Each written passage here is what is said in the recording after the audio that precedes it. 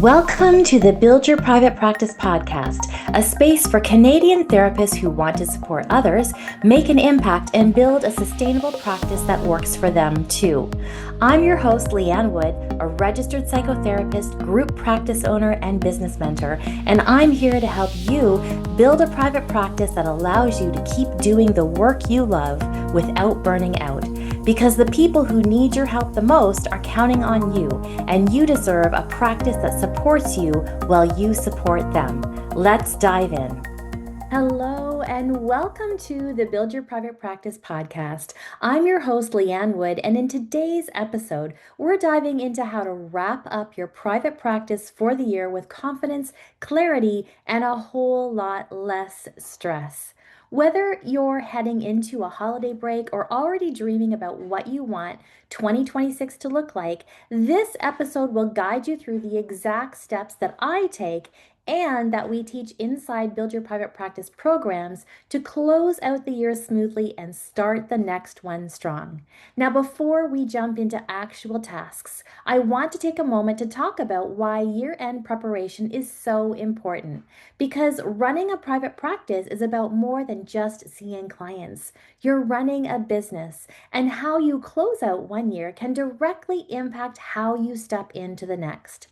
A smooth year end helps reduce stress, improves your organization, and lays the groundwork for growth. It also gives you the space to fully rest without those lingering to-dos hanging over your head. And so today, I want to walk you through a few simple but essential steps that will help you do just that. So let's start with client communication. This is one of the most visible and often overlooked parts of year-end prep. You want to be proactive about a few things, such as your holiday hours, any upcoming fee changes, and any updates to your schedule or availability in the new year. Now is the time to let your clients know when you'll be off, whether you're making any changes to your rates, and if you're changing your hours come January. And it's important to give lots of notice. So use a clear, friendly tone and keep it simple. For example, you might say something like, as we approach the holiday season, I want to share a few important updates about my practice schedule and fees. My office will be closed from this date to this date, and my updated rates will take effective on this date. Send this message via email, update your website, and use your EHR like Jane to send automated reminders if you can. And always end on a warm note. Thank your clients for working with you and let them know you look forward to continuing your work together in the new year. Now, let's move on to your electronic health record system. Now is a great time to review your calendar settings, to block off all the stat holidays for the next year, and schedule any vacation or personal time you already know about. Trust me, your future self will thank you when you're not scrambling to move appointments around later. Also, think about your clients who are using extended health benefits or insurance to pay for their therapy. Many plans reset in January. And so this is a great moment to ask clients to confirm their updated insurance details and get ahead on any paperwork for approvals or funding authorizations that might be needed for 2026. Now, let's talk about finances. And I know this can feel intimidating, but honestly, doing a little bit of cleanup now can save a lot of stress later. So start by pulling some key reports. Take a look at your revenue report, your transaction history, your billing summaries, and any outstanding balances. Once you have a full picture, you can follow up with clients or third-party payers like insurance companies who still owe you money. And keep it simple. Say something like this. This is just a friendly reminder that there's a balance of $120 on your account. Please let us know if you need support in making the payment by and insert a date. Now, if you've already made a few attempts to collect and it's just not happening, I want you to consider whether it's worth writing that off because sometimes closing the loop is better than carrying that balance forward. Now, the fourth and final step is reviewing your forms and policies. Year end is a great opportunity to take a look at your intake forms, your consent documents, cancellation policies, and payment terms.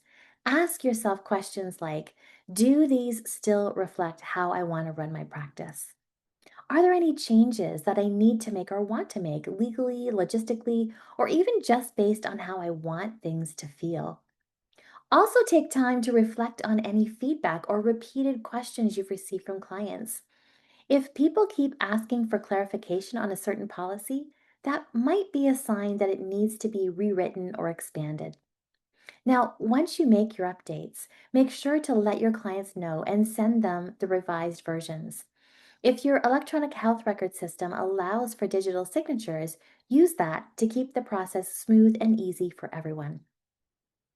Now that you've wrapped things up for the current year, it's time to shift gears and look ahead.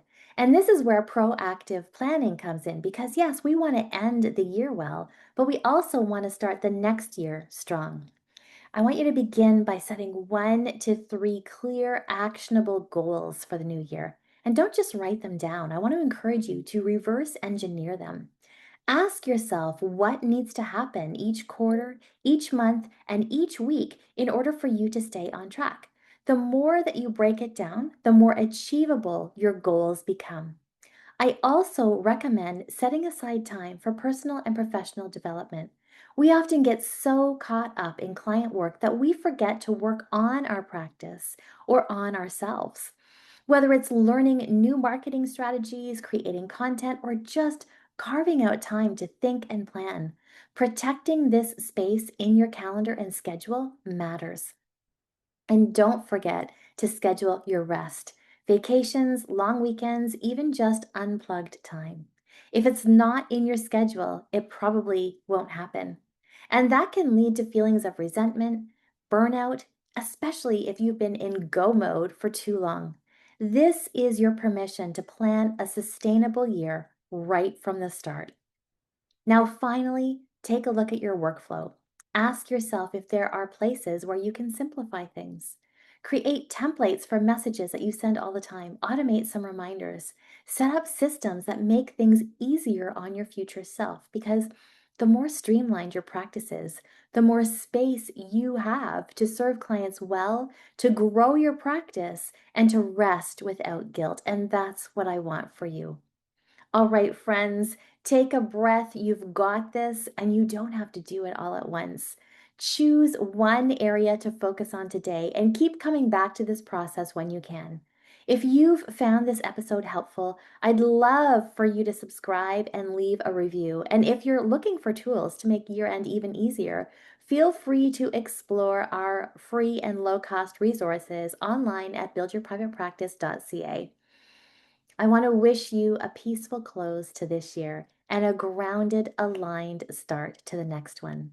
We'll talk soon. Thanks so much for tuning in to the Build Your Private Practice podcast.